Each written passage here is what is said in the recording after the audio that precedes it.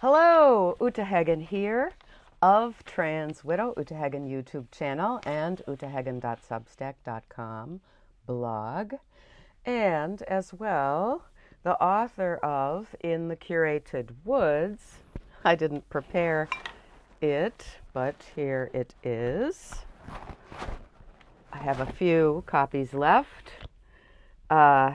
In the Curated Woods, True Tales from a Grass Widow, published in 2022 by iUniverse. And you can still order that. It's available all over the world, and the ebook is, I think, $8 or something. And the soft cover, all with my garden illustrations. Where can I find the pictures? Are usually at the chapter beginnings. There's my my stone moss garden, and so I've illustrated this book with parts of my sad story, but parts of my optimistic recovery process, and really illustrated by my work outside. You can see here my Mystic Spirit dahlias and my Jowie Winnie dahlias. This is starting to be peak dahlia season.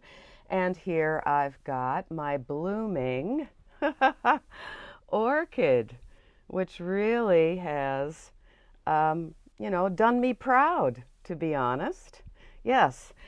All right. So I now have 72 women's experiences from trans widows, women who divorced suddenly, cross-dressing, suddenly sexually demanding husbands. And I just a couple of other little tidbits. Thank you to those who liked and made comments on my blog at utaheggen.substack.com regarding my terrible take myself out for a diner burger night when there was this cross-dressing grifter basically asking all the other people gathered for some self-help group dinner, basically asking other people to pay his rent or house him in their apartments or homes.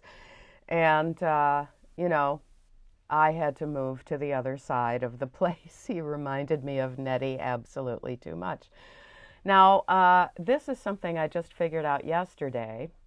I went on Instagram. I don't think I'm going to post things on Instagram, but I did go on Instagram because I was looking up something about my son, and because I'm trying to figure out where both of my sons live now, because I got a letter back from my older son in his wife's scrawl, which said no longer at this address.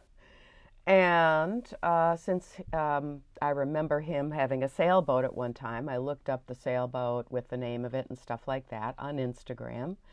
And suddenly there was just, not to be able to look up, but there was a header that you could click on that accused my son of transphobia and saying that he is a transphobic author, which I assume is a transference of my identity onto my son. And I'm starting to understand just how nefarious the trolls are, because then they will accuse the offspring of truthful women such as myself of doing the terrible transphobic things that we have supposedly done, such as publishing our true stories about what happened. I was very even-handed. I told just what Nettie did without saying it's despicable.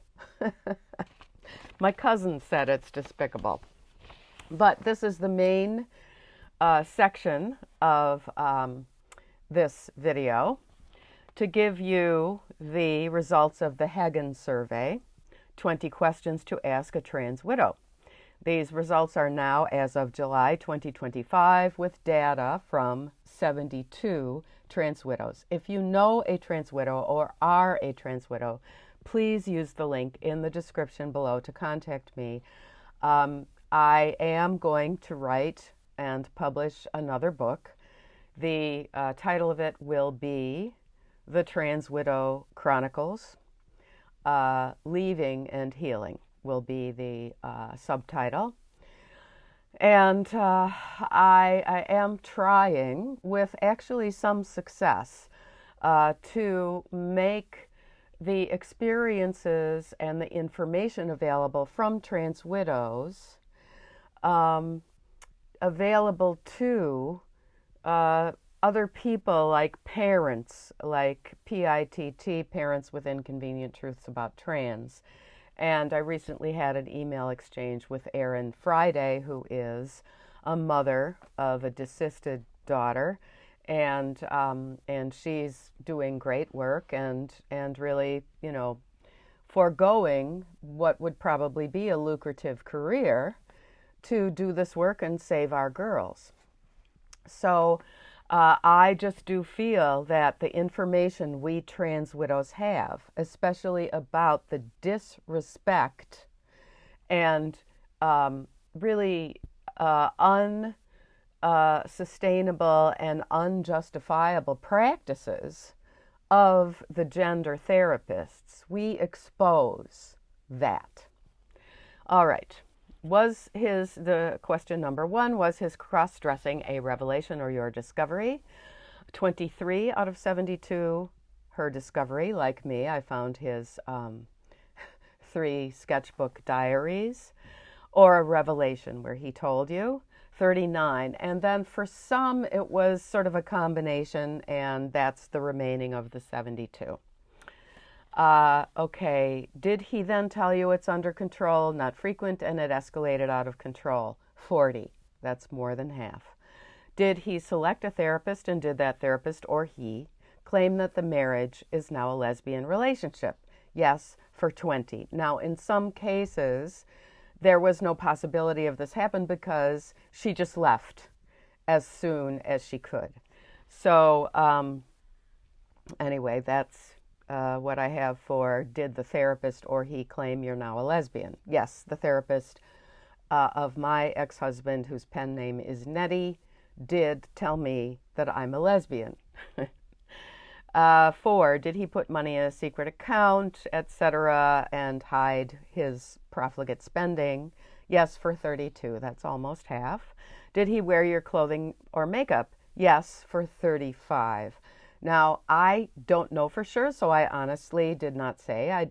That I am aware that he wore my clothing or makeup. However, when he came back from his so-called business trips, he would bring me once in a while a present of a sweatshirt or a necklace, and it didn't have the bag from the store or the box or any kind of receipts with it, and he told me, well, he picked it up at a flea market or something like that, which, I think I eventually said to him, stop picking up things for me. At flea markets, I'm kind of offended by that. Just bring nice things for the kids.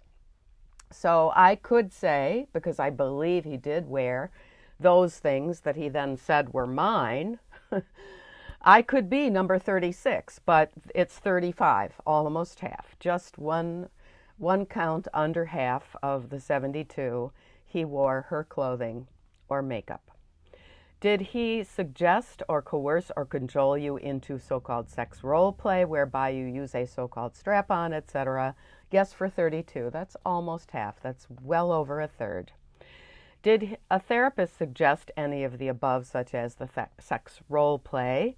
Yes, for 8 of us. Some of us did not have any contact with the therapist, so this number is probably sort of suppressed based on, if you were going to say, do the therapist do this? At least these 8 of us say, yes, the therapists do this.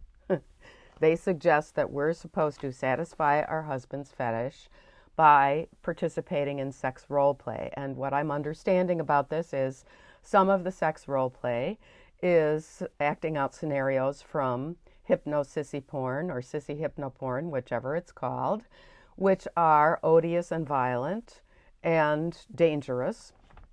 And so, it's a significant detail. Number 8, did he defame or vilify you in court or on social media, etc.? Yes, for 38. And some don't know because they just moved away or he moved away. And so they don't know what he's saying about you. But 38 is more than half. Did he claim to any therapist or group of friends that you abused him verbally or physically? Yes, for 22 of us. Did he attack you physically? Yes, for 25 of us. And then there was one case where the guy was violent, but he assaulted his mother. So I could just fold that into the violence of these cross-dressing men, but I noted it separately because he didn't attack his partner or wife. He attacked his mother, and he got arrested. Did he force unwanted sex with you? This is question 11. 28. And there were 4 rapes, and one of them was just awful. He pimped her out to other cross-dressing men. So this is, this was a real underworld situation in a very developed European country. Awful. 12. Did you live below the poverty line? Yes, for 33. So that is very close to half. Did any members of the clergy suggest that you have to give in to his request to keep your family or marriage together? Yes, for 8.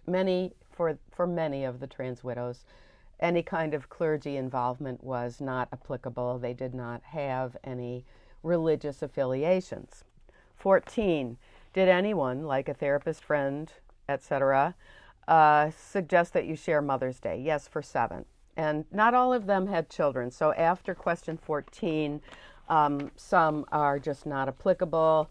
I'm realizing now that I should go back. It's kind of going to be a painstaking process, but I should separate out the women who did not have children with him from the women who had children with him. But anyway, 15, in your own individual therapy or in the process of interviewing a therapist, did the therapist say, you're going to have to say she, this is a woman now, etc.? 10 of us.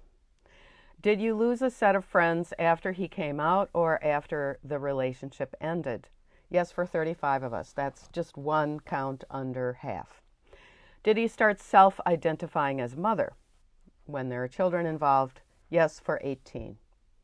Did he suggest or insist that the children call him mama something, not daddy anymore? Yes, for 14 of us. Did a therapist or husband or friends, relatives tell you that your rejection of him and ending the relationship caused him to decide to live as a female full-time? Yes, for 6. So some of those therapists do say that. Some of the men do say that. Did he co-opt your experience of childbirth using the details of your labor to convince new friends of his female status and role as, in quotes, mother? Yes, for 7 of us. One of the 7 claimed to have her menstrual symptoms. And then there's another one who says he wants to have a uterine transplant so that he can become a mother. But he did not have children with her. So that is the data currently as of July, just the month that we just ended of 2025, with 72 trans widows. Please do let any woman who is going through this know that I'm here, our community is here. I don't necessarily have to profile you on the channel. If you wish to keep those details of your individual experience private, I will absolutely do that. But participating in this data is very, very important. Be well. plant the flowers, and then count the butterflies. Subscribe also and like.